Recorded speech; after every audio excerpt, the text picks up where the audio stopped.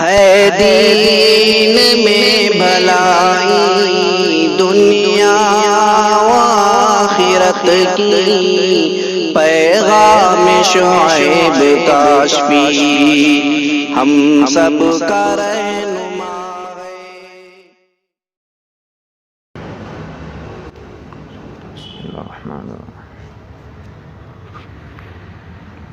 الحمد للہ وکفا وسلام علی عبادہ الذین اصطفى، اما بعد، اعوذ باللہ من الشیطان الرجیم، بسم اللہ الرحمن الرحیم، قل ان کنتم تحبون اللہ فاتبعونی یحببکم اللہ ویغفر لکم ذنوبکم واللہ غفور الرحیم۔ صدق اللہ مولانا العظیم۔ قابل قدر بزرگوں، دوستوں، بھائیوں، السلام علیکم ورحمۃ اللہ وبرکاتہ۔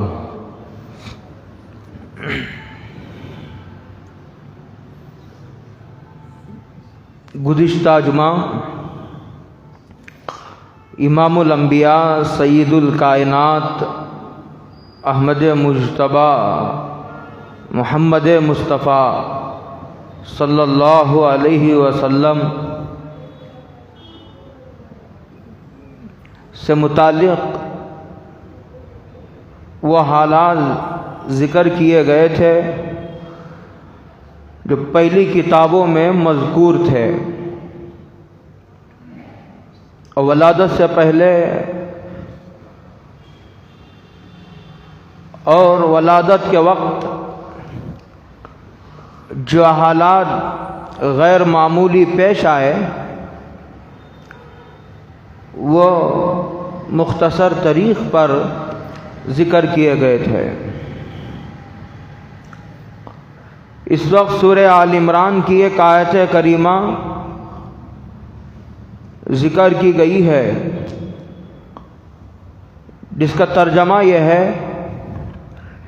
کہ اے محمد صلی اللہ علیہ وسلم، آپ کہہ دیجئے ان کنتم تحبون اللہ فاتبعونی یحببکم اللہ ویغفر لکم ذنوبکم۔ اگر تم اللہ سے محبت رکھتے ہو یا محبت کرنا چاہتے ہو، تم کو اگر اللہ سے محبت کا دعویٰ ہے تو میری اتباع کرو، میرے پیچھے پیچھے چلو، میرے نقش قدم پر چلو۔ اس کا نتیجہ یہ ہوگا تم کیا اللہ سے محبت کرو گے، تمہاری اوقات کیا ہے کہ تم اللہ سے محبت کرو، لیکن اللہ ہی تم سے محبت کرنے لگے گا۔ بہلول سے مجھے یاد آتا ہے، کسی نے پوچھا، ایک مرتبہ چلے جا رہے تھے تو بادشاہ محل کے بالائی حصے پر ٹہل رہا تھا، اوپر سے آواز دی کہ بہلول ٹھہر جاؤ تھوڑی دیر کے لیے، اور کہا کہ اوپر آؤ، آپ سے کچھ بات کرنی ہے۔ بہلول نے کہا اوپر کیسے آؤں؟ تو وہ رسی ڈالی گئی، وہ جو کچھ بھی تھا اوپر لینے کے لیے اس میں وہ بیٹھ گئے، اوپر سے رسی کھینچ لی گئی۔ بہلول اب اوپر پہنچ گئے تو بادشاہ نے کہا پوچھنا یہ تھا کہ تم اللہ تک کیسے پہنچے؟ انہوں نے کہا جس طرح آپ تک پہنچا۔ مطلب یہ کہ آپ نے مجھے اپنے پاس بلانا چاہا تو آپ نے بلا لیا، ورنہ میری کیا مجال تھی کہ بادشاہ کے محل اور بادشاہ سے ملاقات کا تصور بھی نہیں کر سکتا. یہ بہلول کا جواب تھا. تو اللہ سے محبت یا اللہ سے محبت کی علامت دونوں باتیں. اگر اللہ سے محبت پیدا کرنا چاہتے ہو تو سرور کائنات حضرت رسول اللہ صلی اللہ علیہ وسلم کی پیروی کرنی پڑے گی. اور پیروی اس وقت کرے گا جب محبت آئے گی. محبت کے بغیر کوئی آدمی سرور کونین حضرت محمد مصطفیٰ صلی اللہ علیہ وسلم کی پیروی نہیں کر سکتا. اور جب تک سرکار مدینہ کی پیروی نہیں کرے گا اللہ جل جلالہ و امن والہ کی محبت نہیں پا سکتا. یا تو اس کی تشریح یوں کیجئے کہ اگر کوئی آدمی یہ کہتا ہے کہ مجھے اللہ سے محبت ہے، مجھے اللہ سے تعلق ہے،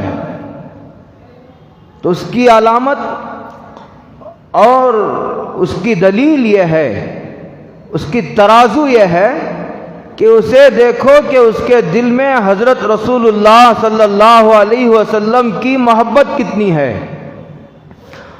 اور حضور کی محبت دیکھنا ہو تو پیروی دیکھو کہ حضور کی سنتوں کو کس حد تک فالو کرتا ہے، کس حد تک پیچھے پیچھے چلتا ہے، قدم با قدم ملا کر چلتا ہے.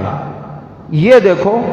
میں نے اس سے پہلے بھی بارہا آپ کو یہ بات سنائی ہے کہ حضرت الامام علماء دیوبند کے سرخیل حضرت نانوتوی رحمۃ اللہ علیہ کو تعلق سے ایک بزرگ نے خواب دیکھا. وہ سنانا چاہتا ہوں میں آپ کو. اسے بڑی عبرت ہے، بڑا سبق ہے اس میں.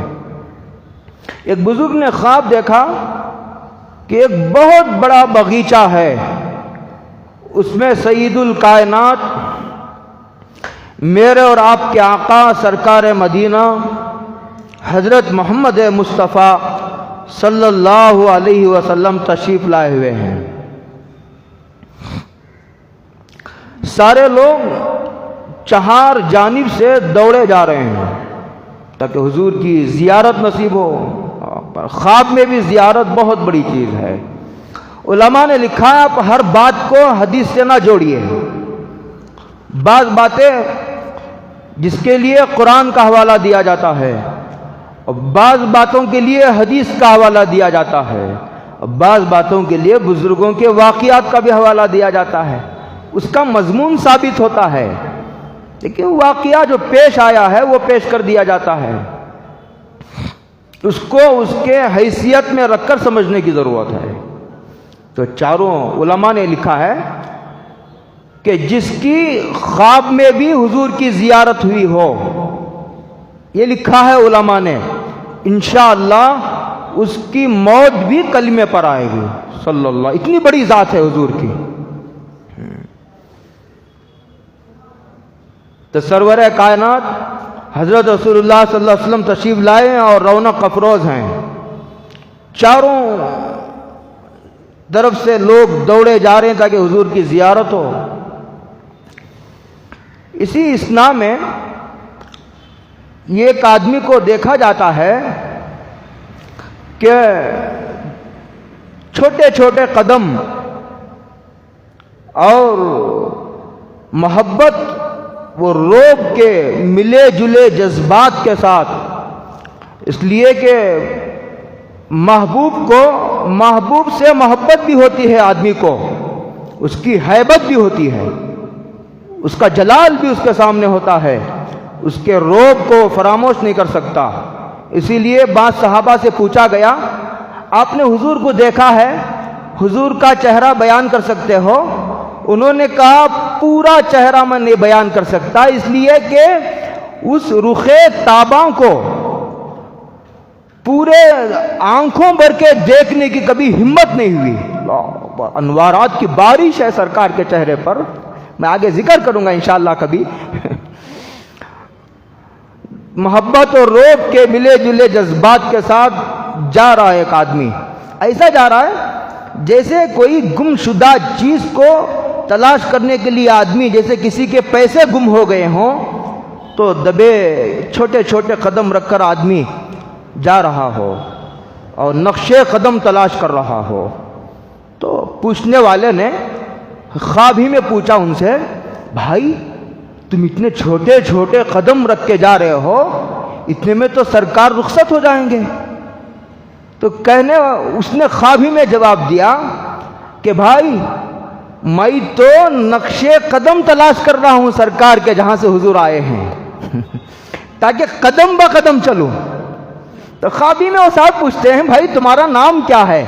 کہتے ہیں میرا نام محمد قاسم ہے اور میں نانوتا کا رہنے والا ہوں. دیوبند کے قریب ایک قریہ ہے، نانوتا نام ہے، اسی کی طرف نسبت کر کے حضرت محمد قاسم صاحب کو نانوتوی کہا جاتا ہے. جو علماء دیوبند کے سرخیل ہیں، پوری دنیا میں اللہ نے ان کا فیض پہنچایا. اللہ اکبر. انہی کے شاگردوں میں، بلکہ شاگردوں کے شاگردوں میں حضرت تھانوی ہیں، انہی کے شاگردوں میں حضرت امیر تبلیغ حضرت جی الیاس صاحب رحمۃ اللہ علیہ ہیں، ان کے شاگردوں میں حضرت شیخ الہند محمود حسن دیوبندی ہیں، انہی کے شاگردوں میں حسین احمد مدنی ہیں، انہی کے شاگرد حضرت رشید احمد گنگوہی ہیں. اللہ اکبر. یہ تمام لوگ ہیں. تو یہ وہ ہے جو سرچشمہ ہے علوم کا، جہاں سے نہریں پھوٹی.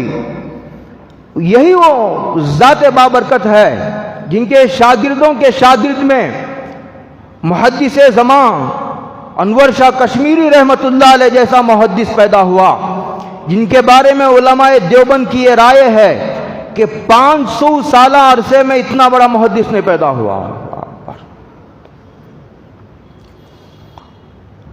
تو قل ان کنتم تحبون اللہ فاتبعونی یحببکم اللہ ویغفر لکم ذنوبکم واللہ غفور الرحیم. محبت کا دعویٰ کھڑے ہو کر کوئی بھی کر سکتا ہے، لیکن اس کا عمل دیکھا جائے گا، اس کی رات دیکھی جائے گی، اس کا دن دیکھا جائے گا، اس کا چہرہ دیکھا جائے گا، اس کے لباس کو حضور کے لباس سے ملایا جائے گا، اس کی زندگی کو، اس کے نکاح کو، اس کے کاروبار کو، اس کے رونے کو، اس کی نماز کو، اس کے روزے کو، اس کے حج کو، پوری 24 گھنٹے کی زندگی کو سرکار دو عالم صلی اللہ علیہ وسلم کی زندگی سے ملا کر دیکھا جائے گا. اگر وہ حضور کی زندگی سے ملتی ہے، وہ اپنے دعوے میں سچا ہے، وہ سچا عاشق ہے. ہاں گو وہ زبان سے دعویٰ نہ بھی کرتا ہو، اور جو سچا عاشق ہوتا ہے نا، وہ دعوے نہیں کیا کرتا، وہ کرتا میری زندگی دیکھ لو، میری رات دیکھ لو، میرا دن دیکھ لو، میرے ساتھ رہ کر دیکھ لو، کہیں جو ہے وہ سنتوں کے خلاف میری زندگی بسر ہوتی ہے کیا.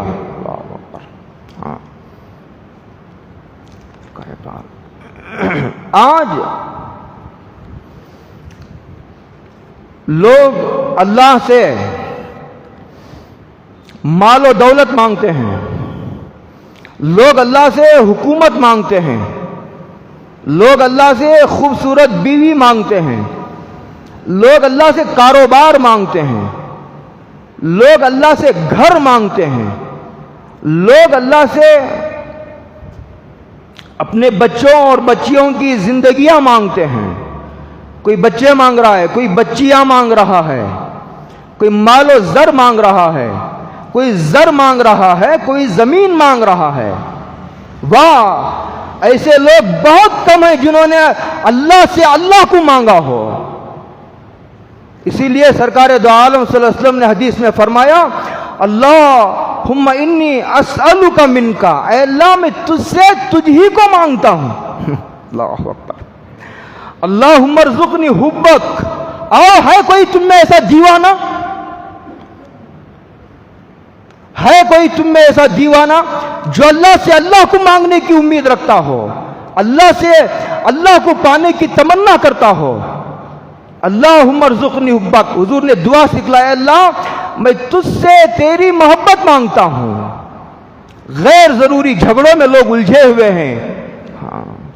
حب رسولک، اے اللہ میں تجھ سے تیری محبت مانگتا ہوں، اے اللہ میں تجھ سے تیرے حبیب پاک کی محبت مانگتا ہوں۔ اللہ اکبر۔ اور ایک حدیث میں اس سے آگے الفاظ ہیں، اے اللہ میں تجھ سے تیری محبت مانگتا ہوں اور تیرے حبیب کی محبت مانگتا ہوں، اور تجھ سے جو بھی محبت کرتا ہے اس کی محبت مانگتا ہوں، اور ایسے عمل کی توفیق مانگتا ہوں جو عمل تیری محبت تک پہنچا دے۔ اللہ اکبر۔ وحبا من یبلغنی حبک۔ اللہ اکبر۔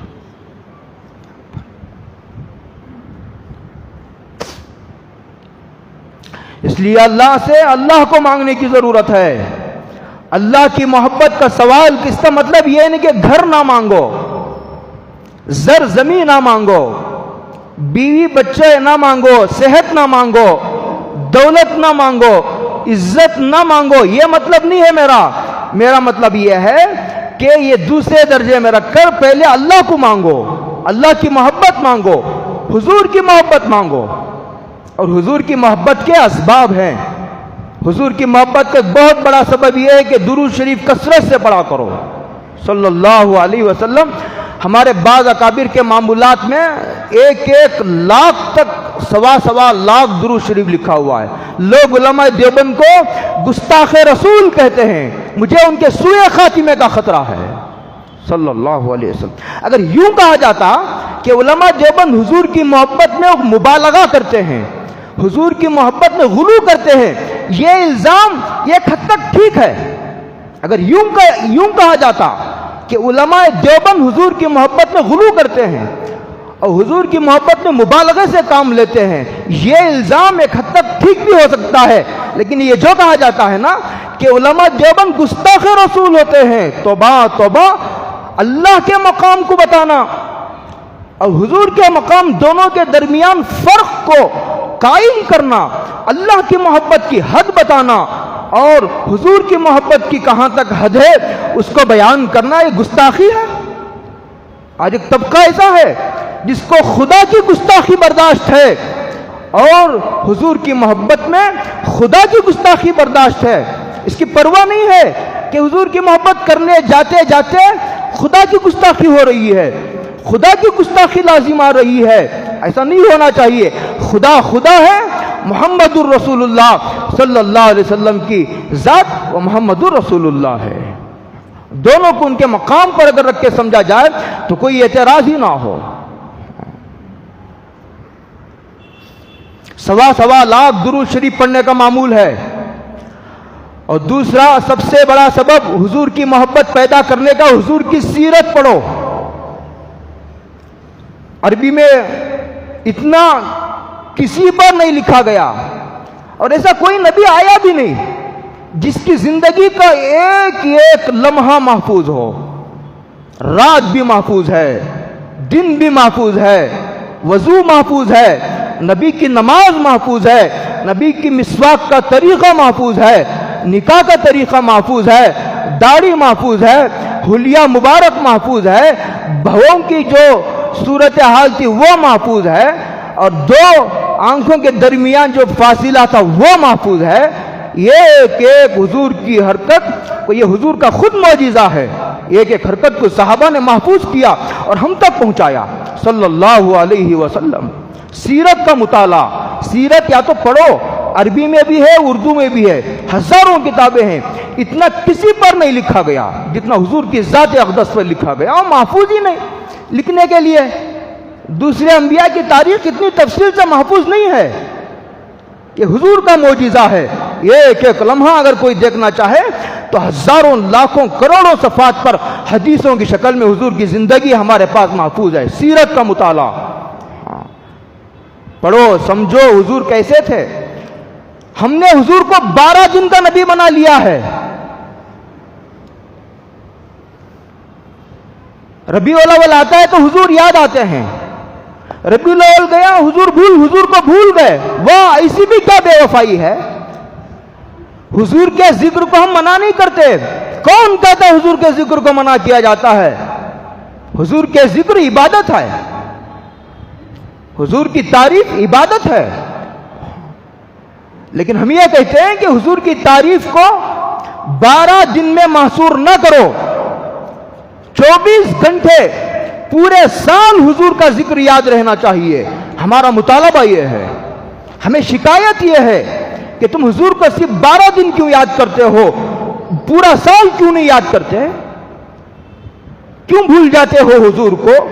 ہماری شکایت یہ ہے، پورا سال حضور کو یاد رکھنا چاہیے. شادی کے موقع پر بھی، غم کے موقع پر بھی، نکاح کے موقع پر بھی، رسم کے موقع پر بھی، قربانی اور عقیقے کے موقع پر بھی، نماز کے موقع پر بھی 24 گھنٹے حضور کا تذکرہ ہوتا رہے. حضور کا وضو ایسا تھا، حضور کی نماز ایسی تھی، حضور کی رات ایسی تھی، حضور کا دن ایسا تھا، حضور کا لباس ایسا تھا، حضور کی انگوٹھی ایسی تھی، حضور کی داڑھی ایسی تھی، حضور کا چہرہ ایسا تھا. اسے کیوں نہیں یاد رکھتے؟ ہم نے حضور کو 12 دن کا نبی بنا لیا ہے. یہ شکایت میں ایسا نہ کرو، خدا را ایسا نہ کرو.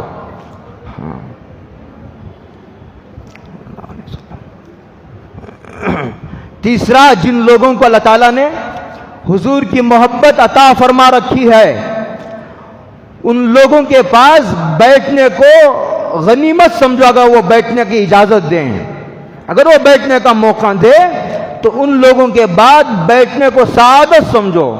ایسے لوگوں کی خدمت کرنے کو اپنی قسمت سمجھو، جن لوگوں کو اللہ تعالیٰ نے سرور کائنات حضرت محمد مصطفیٰ صلی اللہ علیہ وسلم کی محبت عطا فرما رکھی ہو. اللہ اکبر. میں قصہ سناتا ہوں آپ کو. اس سے پہلے بھی میں نے سنایا ہے. میں دیکھتا ہوں کہ لوگوں کے دلوں میں حضور کی محبت نہیں باقی رہی. اب جب دیکھو غیبتیں، جب دیکھو ایک دوسرے کی برائی، جب دیکھو ایک دوسرے کی ٹانگ کھینچنے کی کوشش. حضور کی محبت کے تذکرے 24 گھنٹے ہونے چاہیے. حضرت جنید بغدادی سید الطائفہ، صوفیہ کے سردار،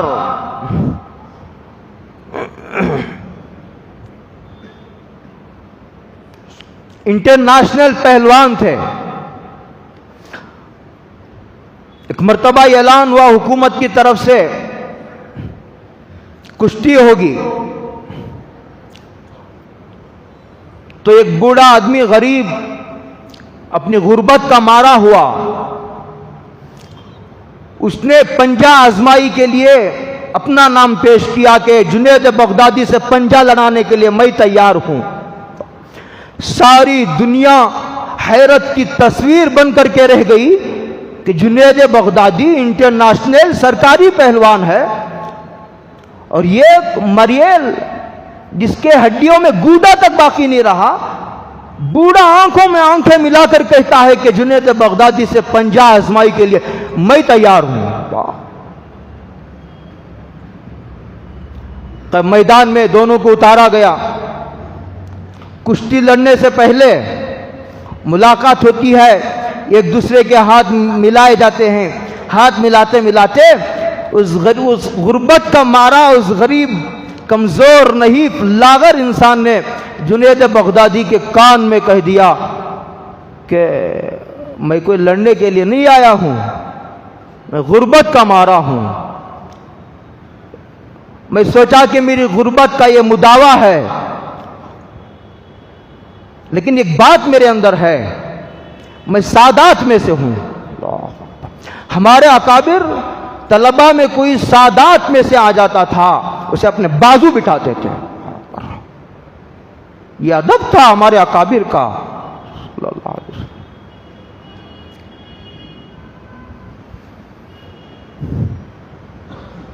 خیر، لڑائی شروع ہوئی.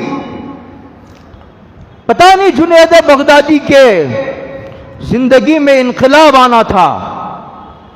عرش پر جنید بغدادی کی قسمت لکھی جا رہی تھی، فرشتے منتظر تھے، آسمان و زمین مبارکبادی دینے کے لیے انتظار کر رہے تھے اس گھڑی کا۔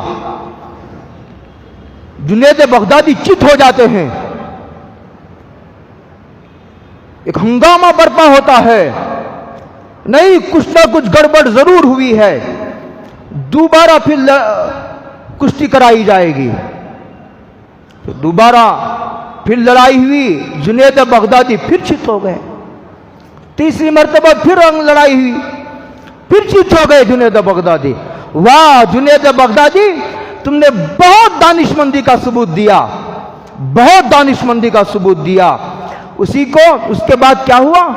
اعلان ہو گیا، جب 3 مرتبہ پنجہ آزمائی ہو گئی، تینوں مرتبہ جنید بغدادی چت ہو گئے، تو اعلان ہو گیا کہ جو ہے وہ انعام اس بوڑھے کو دیا جائے گا جس نے جنید بغدادی کو پہلی مرتبہ اس خلق خدا کے سامنے شرمندہ اور رسوا کیا ہے۔ اعلان ہو گیا، وہ راز رہا، وہ راز رہا۔ اس کے بعد معلوم نہیں آج بھی کتنے لوگوں کے سینوں میں حضور کی محبت کے راز دفن ہے، ان کی محبت کا امتحان لیا جا رہا ہے۔ اسی لیے بزرگوں کے تعلق سے زبان کھولنے میں جرأت کا مظاہرہ نہ کرو، بند رکھو زبان، اور یہی روکو اپنی زبان کو، ورنہ مسئلہ صحابہ تک جائے گا۔ اگر صحابہ پر زبان درازی کرو گے یہ مسئلہ ذات نبوت تک جائے گا، اور ذات نبوت پر اگر تم زبان درازی سے کام لوگے تو یہ مسئلہ ذات وحدہ لا شریک لہ کی گستاخی کرنے میں بھی آدمی کوئی بات نہیں محسوس کرے گا۔ سب سے پہلے آدمی اپنے چھوٹوں کی بے ادبی کرتا ہے، اس کے بعد سلسلہ وار، مرحلہ وار، اسٹپ بائی اسٹپ آدمی آگے بڑھتا ہے۔ اعلان ہو گیا، وہ بوڑھا پیسے لے کر کے اس کی تو قسمت بدل گئی، زندگی بھر کے لیے اسے سامان ہاتھ آ گیا، چلا گیا۔ جنید بغدادی واپس آ کر کے سوتے ہیں، لیٹتے ہیں، تو امام الانبیاء، امام الاتقیاء، قیامت تک کے آنے والے متقیوں پرہیزگاروں کے امام، سرکار مدینہ، میرے اور آپ کے آقا محمد مصطفیٰ صلی اللہ علیہ وسلم خواب میں تشریف لاتے ہیں، اللہ اکبر، اور فرماتے ہیں کہ جنید تم نے میرے ایک اس آدمی کی جس کا تعلق میرے خاندان سے ہے، جو سادات میں سے ہے، تم نے قدر کی، اس کی نسبت کی قدر کی، اس کی نسبت کی وجہ سے تم نے اپنی عزت کی پرواہ نہ کی، رسوائی اور ذلت کو تم نے اپنے سینے سے لگایا۔ جاؤ آج تمہارے سر پر ہم سرتاج الاولیاء کا تاج پہناتے ہیں، صلی اللہ علیہ وسلم، سرتاج الاولیاء کا آج ہم تمہارے سر پر تاج رکھتے ہیں، اللہ اکبر۔ جس کو بھی ولایت ملتی ہے نبی کے پیروں کے دھول کے صدقے میں ملتی ہے۔ تم نبی کے چہرے کی بات کرتے ہو، نبی کے قدموں پر جو دھول لگی ہے، ولایت اس دھول کے صدقے میں ملتی ہے۔ یہ مقام ہے میرے اور آپ کے آقا سرکار مدینہ حضرت رسول اللہ صلی اللہ علیہ وسلم کی۔ مجھے میرے حضرت کا شعر یاد آتا ہے، ہمارے حضرت نے عربی اور اردو میں قریب 70 نعتیں لکھی ہیں، میں کبھی عرض کروں گا آپ کو۔ اس میں کہ ایک شعر میں ہمیشہ گنگنایا کرتا ہوں، جب نعت گوئی شیوا کیا میں، جب نعت گوئی شیوا کیا میں، میرے نصیبے 100 بار چمکے۔ جب نعت گوئی شیوا کیا میں، میرے نصیبے 100 بار چمکے، قسمت کھل گئی۔ امید ہے انشاءاللہ روز محشر سرکار دو عالم صلی اللہ علیہ وسلم کے ہاتھوں سے حوض کوثر پر آب کوثر پینا یقیناً نصیب ہوگا، اور ہم کو بھی ایک فخر و سعادت کی بات ہے کہ ایسے لوگوں کا دامن تھامے ہوئے ہیں۔ جب نعت گوئی شیوا کیا میں، میرے نصیبے 100 بار چمکے۔ لوگوں میں ادب ہی نہیں رہا اب۔ آؤ تم کو امام دار الہجرہ، امام مدینہ، ہزاروں امام پیدا ہوئے مدینے میں، غور سے سنو، ہزاروں ائمہ پیدا ہوئے مدینے میں، لیکن جب بھی امام مدینہ کہا جاتا ہے تو امام مالک مراد ہوتے ہیں۔ आओ लोगों, आओ सुनो, इमाम मदीना का अदब सीखो। इमाम मदीना फरमाते हैं कि मैंने हुजूर के अदब में, कि हुजूर यहाँ आराम फरमा रहे हैं, ये मिट्टी, ये शहर हुजूर का शहर है। कहते हैं کہ میں نے مدینے میں اور مدینے کے اطراف کئی دور کلومیٹر تک میں نے پیشاب کبھی نہیں کیا صلی اللہ علیہ وسلم. یہ مقام ہے میرے آقا کا. پیشاب نہیں کیا امام مالک نے. اور آج سنتوں کا جنازہ نکالتے ہوئے بھی یہ بدقسمت امت کو, اس میرے مطالعے کے مطابق 12 انبیاء ایسے جو کتابوں میں لکھا ہوا ہے جنہوں نے اس کی تمنا کی کہ مجھے حضور کی امت میں بنا دیجئے. یہ امت حضور کو سنتوں کو سینے سے لگانے تیار نہیں ہے. جب یہ حضرت نانوتوی کا پھر سے یاد آیا مجھے. حضرت نانوتوی جب حج کے لیے تشریف لے گئے, ابھی مدینے کی عمارتیں نظر آئی تو سواری سے کود پڑے. وہ اونٹوں پر جانے کا زمانہ تھا, 1920 سے بھی پہلے کا, 1800 کا کوئی زمانہ ہوگا. حضرت نانوتوی نے بہت کم عمر پائی, 40 پر 9 سال پائی. ٹیپو بھی 40 پر 9, حضرت نانوتوی بھی 40 پر 9. اور کام وہ کیا جو ہزاروں سال میں ہوتا ہے, پوری دنیا میں فیض پہنچ گیا. جب مدینے کی عمارتیں نظر آئی کود پڑے حضرت نانوتوی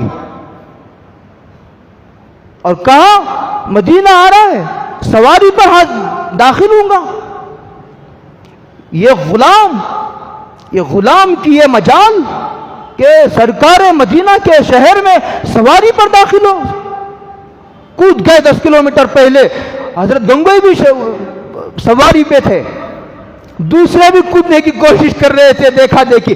کہا بیٹھو, دیوانہ کودنے دو اسے, اس کا کیا علاج ہے عشق کا, جو عشق کا بیمار ہے اس کا کیا علاج ہے.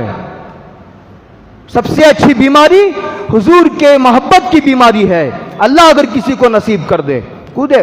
اور پھر چپل پھینک دیا ایک طرف, اور کہا پیدل جائے گا نانوتوی. جب مدینے میں ملاقات ہوئی حضرت گنگوئی کی تو پورے پیر خون سے چھلنی ہو گئے تھے. جب تک رہے مدینے میں چپل نہیں پہنا حضرت نانوتوی نے. لوگ کہتے ہیں کیوں فیض پھیلا, اور اس کی بنیادیں بتانے جا رہا ہوں.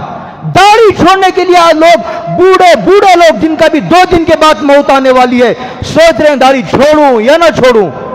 ویسے قرنی کو جب پتا چلا سرکار دو عالم صلی اللہ علیہ وسلم کے وحد میں دندان مبارک شہید ہو گئے, سوچا کہ یہ دا شہید ہوا ہوگا, یہ توڑ لیا. پھر خیال آیا یہ اگر یہ ہو تو یہ توڑ لیا. اس طرح کہتے کہتے پورے دانت توڑ لیے صلی اللہ علیہ وسلم. محبت کرنے والوں نے کتنی محبت کی سرکار سے. لوگوں آؤ سرکار دو عالم صلی اللہ علیہ وسلم کی محبت پیدا کرو اپنے اندر, وہ ایمان کا ایک لازمی حصہ ہے. اللہ اکبر. رشید احمد گنگوئی رحمت اللہ علیہ, لوگ بے ادب کہتے ہیں علماء دیوبند کو, لوگوں ایسی جرات کبھی نہ کرو, تم نے تو پڑھا بھی نہیں ہے. میں تو 22 سال ان سے گزار رہا ہوں, ان کے ساتھ 22 سال سے میری زندگی کا ایک لمحہ ان کے ساتھ گزر رہا ہے. میں جانتا ہوں ان کا عشق رسول کیا ہے.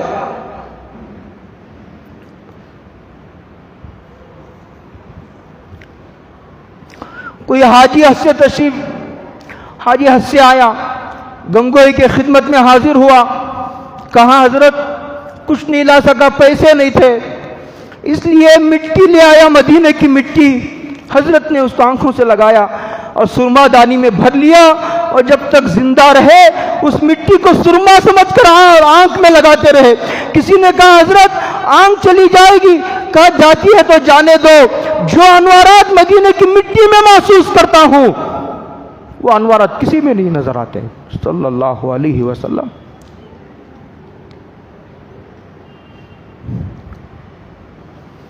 لوگوں کی کہاں کہاں مرنے کی تمنا ہے مجھے نہیں معلوم ہے, لیکن ہمارے علماء دیوبند, ہمارے اکابر اور اس کہنے والے کی خود تمنا یہ ہے کہ جب تک اللہ کو منظور ہو کتاب و سنت کی خدمت لے, اور جب مرنے کا وقت قریب آئے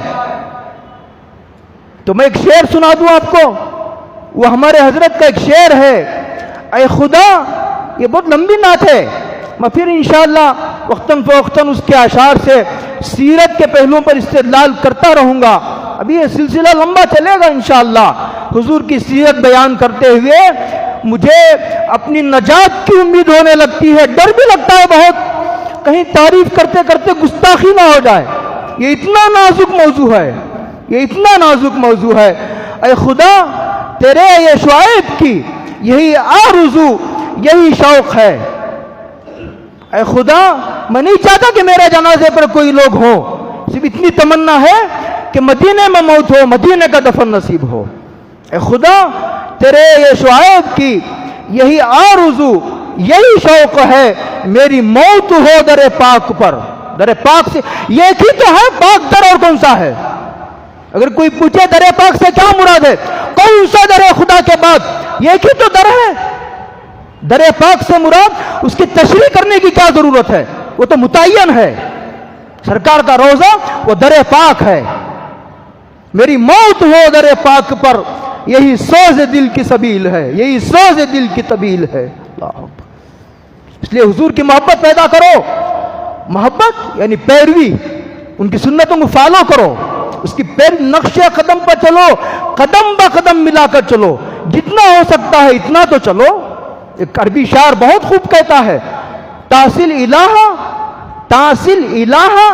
وانت تظہر حبہ، ھذا لعمری فی القیاس بدیع، لو کنت صادقا لأطعتہ، لأن المحب لمن يحب مطیع۔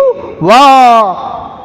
اللہ صبح شام اللہ کی اور اس کے رسول کی نافرمانی، یہ ایک طرف نافرمانی بھی جاری ہے، یہ ایک طرف محبت کے دعوے بھی جاری ہیں، محبت کے دعوے بھی جاری ہیں، نافرمانیاں بھی جاری ہیں، محبت کے دعوے بھی جاری ہیں، گستاخیاں بھی نہیں چھوٹتی۔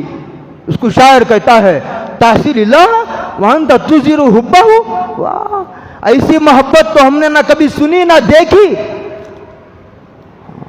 اس لیے کہ محبت ایک چھپی ہوئی چیز ہے، اسے علامتوں سے پہچانا جاتا ہے، اسے اتباع سے پہچانا جاتا ہے۔ وہ کہتا ہے اگر تو اپنی محبت میں سچا ہوتا تو حضور کی ایک ایک سنت کی پیروی کرتا، اس لیے کہ جو محبت کرنے والا ہوتا ہے نا، وہ اپنے محبوب پر مر مٹتا ہے۔ حقیقی محبت تو اللہ سے مانگو، حقیقی محبت تو اللہ سے مانگو، لیکن کم از کم ڈھانچہ پہلے تیار کرو، پہلے جسم تو بناؤ، روح تو اللہ پھونک دے گا، جسم تو بناؤ۔ تیری محبوب کی یا رب شباہت لے کے آیا ہوں، حقیقت اس کو تو کر دے، میں صورت لے کے آیا ہوں۔ حضور تو حضور، آگے بڑھ کر کے کہوں، امر علی الدیار دیار لیلا وأقبل ذا الجدار وذا الجدار وما حب الدیار شغفنا قلبی ولكن حب من سکن الدیار۔ اور حضور کی بات کرتے ہو، تم جا کر کے پہلے مجنوں سے سیکھا ہو محبت کیا چیز ہے۔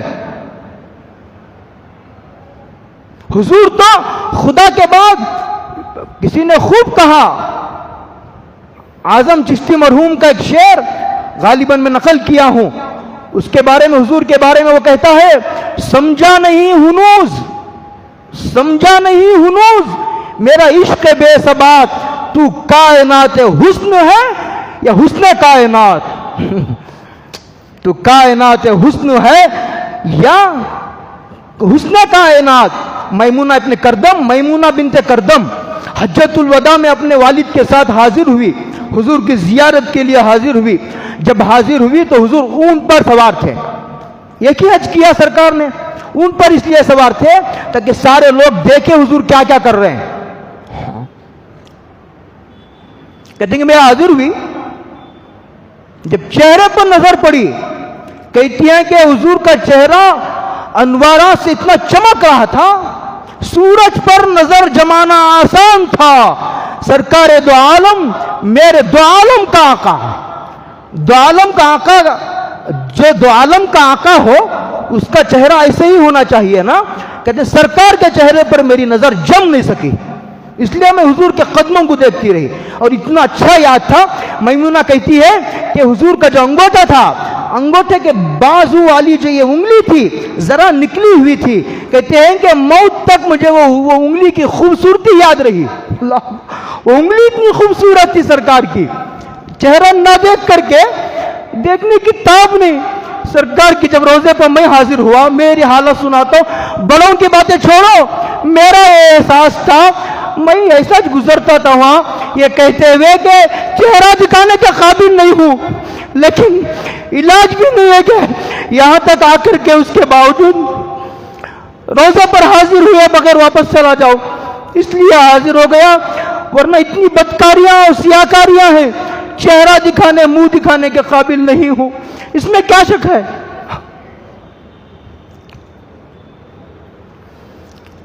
اسی کو کسی شاعر نے بہت خوب کہا, قدموں پہ جبیں کو رہنے دو, چہرے کا تصور مشکل ہے. قدموں پہ جبیں کو رہنے دو, چہرے کا تصور مشکل ہے. جب چاند سے روشن یڑی ہے, رخسار کا عالم کیا ہوگا, رخسار کا عالم کیا ہوگا. کیا کرے, حضور کا تذکرہ کر کے ہی ذرا تسلی ہوتی ہے, حضور کا تذکرہ کر کے ہی جو ہے وہ تسلی ہوتی ہے. ایک شاعر نے بہت خوب کہا, میں آپ کو سناؤں انشاءاللہ, اس کے بغیر کیسے کام بنے گا. میں لکھ کے لایا ہوں, وہ شعر بھول جاؤں گا میں انشاءاللہ, اس لیے میں جو ہے وہ لکھ کے لایا ہوں. میں خانہ سہارا دیتا ہے. اب حضور کو دیکھنا تو ممکن نہیں. میں خانہ سہارا دیتا ہے, نہ جام سہارا دیتا ہے. ہم کو تو مدینے والے کا ایک نام سہارا دیتا ہے. اس کی سیرت پڑھ پڑھ کے روتے ہیں. اس کے علاوہ کون ہے, کون ہے جو دل لگانے کے قابل ہے دنیا میں؟ کوئی نہیں. کون ہے جو دل لگانے کے قابل ہے؟ کوئی دل لگانے کے قابل نہیں ہے. اس کو شاعر کہتا ہے, حضور تو حضور امر والا دیاری دیاری لیلا, کہتا ہے کہ میں جب آقا کے در و دیوار سے گزرتا ہوں, کبھی اس دیوار کو چومتا ہوں, کبھی اس دیوار کو چومتا ہوں, کبھی در و دیوار کو چومتا ہوں, کبھی گھر کے کتے کو دیکھتا ہوں. اس لیے کہ وہاں تک رسائی بہت مشکل ہے, وہاں تک رسائی بہت مشکل ہے. اس لیے بھائیو, حضور کی محبت پیدا کرنے کی کوشش کرو, اس کے لیے دعا کرو, اس کے لیے محبت, جن کو اللہ نے حضور کی محبت عطا فرمائی ہے وہ ساری خوبیوں کا سرچشمہ ہے. ان کی صحبت کو غنیمت جانو, ان کی قدر کرو, اور حضور کی سنتوں کو اپنی زندگی کا جو ہے وہ شیوا بناؤ, حضور کے مشن کے علم بردار بنو, کہ انشاءاللہ حضور کی ایک ایک سنت کو ہم زندہ کر کے ہمیں رہنا ہے, یہ ایک ایک سنت کو ہمیں زندہ کرنا ہے. اس مشن کو لے کر کے آگے بڑھنے کی نیت کرو, اور آپ حضور کو اللہ کے واسطے 12 دن کا نبی نہ بناؤ, وہ پوری زندگی کا نبی ہے, وہ پورے سال کا نبی ہے. انشاءاللہ پھر حضور کے تعلق سے جو ہے